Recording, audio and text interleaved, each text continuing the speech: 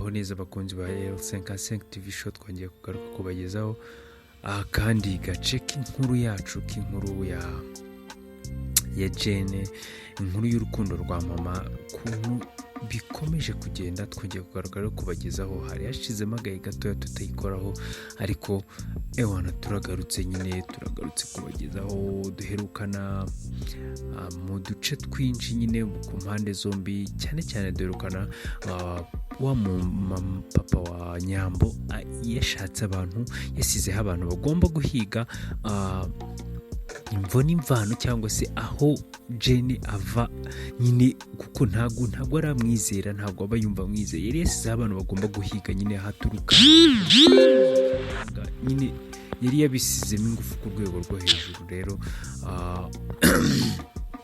twatangiriye rero kuri ba bagabo n'ubundi yahaye akazi, ariko ati bigeze he ko nta makuru mumpa, ko ndi kubona mumizi nkaho muri kuryoshya amafaranga yanjye muri kuyakiniramo, ntago mushobora gukora akazi nabahaye mukama igisubizo cyangwa se mukambwira ahantu ibintu bigeze. Baramubwira ati boss wihangane, na n'ubu ngubu nyine uri kumva uriya mukobwa ntago tuzi ahantu yaturutse, nawe ubwawe uri kutubwira ngo tujye gushaka amakuru, uri kutubwira gutyo amakuru turi kujya gushaka nayo umuntu waje agahita ajya mu rugo iwanyu, tutazi ngavuye he ngaturutse he, ntabwo tuzi n'ikintu na kimwe, nta nubwo tuzi naho twahera, cyane cyane kuri kumva ko n'ahantu yabaga nta kihaba, asigaye abiwawe. Amakuru rero twamenya aka kanya nuko twayahabwa n'umuryango wawe. Rero ntabwo ari ibintu byo guhita ngo ako kanya ngo uhite ubona amakuru. Uri kumva niba amakuru wenda ntabwo tuzi ahantu yabaga, sibyo? Niba naho ari kuba aka kanya ni iwawe, sibyo? namwe wanyu mumuzi kuko mwamutoraguye, mwamukuye ahantu runaka. Nta kintu rero na kimwe tumuziho, nta kintu na kimwe, nta naridi nimwe yatuganisha wenda kuri sosi y'amakuru dushaka. Ubwo rero bigomba gufata igihe, turi kugerageza ngo turebe ukuntu twakwinjirira bari abantu bara muri kariya kabyiniro, kuko byibura nibo bashobora kuba bazi ahahise hiwe mbere y'uko mumubona na mbere y'uko agera mu buzima bwanyu. Nibo bantu bonyine bashobora kugira ikintu batubwiraho, ariko nabo ahanini bisa nkaho nabo nta kintu bazi. Nyine amakuru aka kanya dufite ni nkayo mufite, nayo kuvuga ngo umuntu yakuriye ngo muri Ruferina kurabyina agira ate ajya kubyira mu kabari, nta kindi kintu pe, nta kindi. Noneho papa Nyambaye tagasubwo mu maziki nyine, kakazi kanya ari gushakisha abantu. Ubwo mwe muri kumfasha iki, muri kumva muri kumarira iki?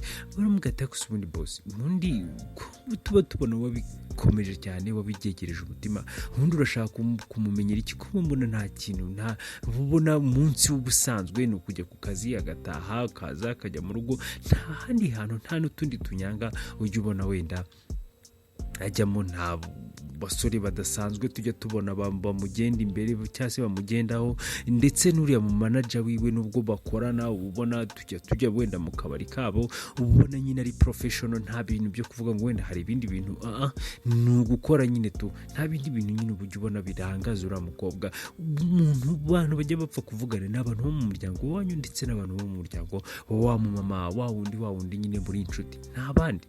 Abo bantu rero ibyo bintu bukeka ubundi tuba tubona nta kintu gitangaje kuri we, cyangwa se nta kintu gishamaje. Noneho boss arababwira ati mwebwe ntimutangire kumbaza imvano cyangwa se igituma ngende gushaka amakuru, ngende kuyashaka ko nyashaka, ndi gutanga amafaranga, muri kubona ndi gutanga amafaranga yanjye mu bugoryi, munsubize, muri kubona ndi gutanga amafaranga yanjye mu bintu byo gukina. Baramubwira ati rero boss nta kibazo, wowe bibirakariramo, twe tujya gukora uko dushoboye, turakoresha imbaraga zacu, ariko nawe utwumve, kuko sosi y'ahantu twavana amakuru iyo ari yo yose turayikeneye, kandi iragoye no kuboneka, tubyumve kandi tubyemeranye ngo iragoye kuboneka. Ntabwo ari ibintu byo guhita uza nyine ugahita uvuga ngo umuntu from nowhere yaje gutya na gutya, si umuntu wenda wari umusitari wenda, cyangwa se wavugaga ngo yabaga hanaha, reka da, nta kintu na kimwe tumuziho. Ubwo rero birasaba ikindi gihe cyo kugira ngo tubone tumwigeho nyine. Ku rundi ruhande rero twagarutse kwa mama Nyambo nawe yicaye aho ngaho ari kumwe na Jane nyine, bari kuganira, ari kumubwira ati rero byakabiruka, ati ntukababare, ntukagire ute, birashoboka ko wenda ababyeyi bawe bashobora kuba baragusize kubera impamvu, kandi birashoboka ko niyo mpamvu yaba ari nziza kuri wowe. Buriya wasanga nta mpamvu yo kugira ngo ujye wenda ujye wumva urakaye, ugira umujinya, wumva urakariye ababyeyi bawe, kuko bibaho nyine bibaho. Noneho Jane aravuga ati ariko siko mba numva usa naho uvugira ababyeyi banjye, mba numva bavugira neza. Ati reka nkubwize ukuri uko byagenda kose bapfa kuba nyine bapfa kuba nzi ngo ni ababyeyi banjye, ntabwo njye nifuza kongera kubabona. Ati aka kanya mfite umuryango, ndagufite, uri umuryango wanjye, mfite mama Nsabi ni umuryango wanjye, mfite nyine na ba Nsabi na ba Nyamba bose bandi iruhande. Ubwo rero nta wundi muryango nkeneye, cyane cyane ko naje ntawemera pe, ntabwo nawemera. Kumbe murabyibuka ko twigeze kubona agakufi ka mama Nyambo gasa nako Jane nawe yigeze kugira, yigeze nyine mbere na mbere avuga ko adagikeneye ababyeyi be. Ubwo rero mama Nyambo nta nyine muri abo bose nta n'umwe ubizi, nta uze ku gakufi ari Jane ntako arabona ka mama Nyambo, ari na mama Nyambo ibyo ngibyo ntago abizi. Ariko natwe ubwacu ntituramenya ngo aba bantu bahuriye ku ki. Birashoboka ko wenda ako gakufi kaba gafitanye isano n'akakufi ka Jane cyane cyane ko n'aka kanya inkuru dufite nuko Jane yabuze umuryango we, ndetse no kwa Nyambo babuze umwana wabo, uretse ko bo bamwitangiye, atari ukuvuga ngo bamubuze ku ruhare runuru, bo nuko bamutanze kugira ngo bakunde barokore ubuzima bwa Nyambo wari umeze nabi icyo gihe. Noneho mu kuganira barakomeza baraganira. Noneho mama wa Nyamba aramubwira ati Jane, ubundi wumva ubuzima bwawe nyine bugiye gukomeza gute nyuma yo kuva wenda mu bibazo wari urimo? Hari ibindi bintu se bishyashya ufite nyine twagushyigikiramo by'akazi cyangwa se n'ubundi buzima busanzwe? Jane aravuga ati oya, nta kindi kintu nshaka kwitaho aka kanya, ndashaka kwita ku mwana wanjye, ndashaka kwita ku kazi kanjye, nkita kuri ku kabari kanjye, nkareba ko kazamuka nyine, kazamuka nkuzuza byahoze ari inzozi zanjye, nyine nanjye nkabaho nikorera. Nyine ibyo bintu ntabwo wakumva ukuntu nari mbitegereje, ntabwo wakumva ukuntu nari mbimaranye igihe, ewana narabishakaga cyane. Mu gihe rero bakiri kuvugira aho ngaho, bagiye kumva hari umuntu ukomanze, baramubwira ati ni karibu. Bagiye kubona Nerike aje kubasura, asuhuza Nyambo, nako asuhuza Jane, asuhuza mama wa Nyambo. Aravuga se makuru bimeze bite? Abwira Jane, aramubwira ati ntabwo uritegura se, uracyara aho ngaho, ntabwo uritegura? Jane aravuga ati harya nitegura iki? hari ikintu nari kwitegura. Noneho Marika aravuga ati ntabwo wibuka ko ejo bundi nari nagusezeranyije ko wari wanampaye appointment y'uko uno munsi twahura tukajyana gusangira, nyine wari wambwiye ko nibwo uri free, nyine nibwo ushobora kuboneka tukajyana gusangira, ntabwo ubyibuka se? Jane aravuga ati ni ukuri kw'Imana umbabarire, nta nubwo ibyo ngibyo nabyibukaga, nta nubwo nabitekerezaga, numvaga ko nyine ari ibintu biri aho ngaho, ushobora kuba uri muri blague nyine bisanzwe pe, mbabarire narabyibagiwe.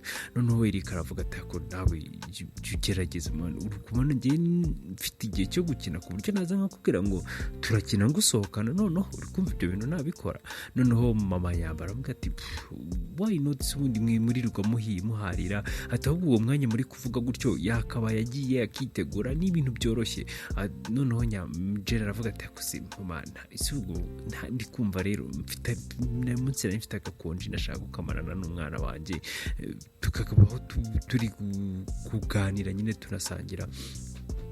Noneho mama Nyamba aravuga ati ntivuze ko udashaka kumarana igihe n'umwana wawe se? Umwana wawe si ibintu byoroshye, umwana wawe amajije kuba umuntu nyine, ntagakira uruhinja cyane. Ati rero wamufata mukajyana, nta maguru mugenza, ntaki gusohokana, musohokanye se mufite n'umwana hari ikibazo? Ati ariko wagerageza nyine, tuwagerageza. Noneho mama Jane aravuga ati ese ubwo ni ngombwa mama, ni ngombwa ko ngenda nkavuga ngo ngiye nagiye njyanye n'umwana wanjye? Erika aravuga ati weya nta kibazo, uwo mwana tugomba kumujyana, bitwaye iki se kumujyana ko dusohotse nawe aje tukajyana? Nta kibazo pe, nta kibazo njye bintwaye. Ubwo rero Jane yaravuze ati okay, niba nta kibazo bigutwaye reka tugende. Ubwo rero barasohotse, reka kandi gace tuzagakomeza ubutaha.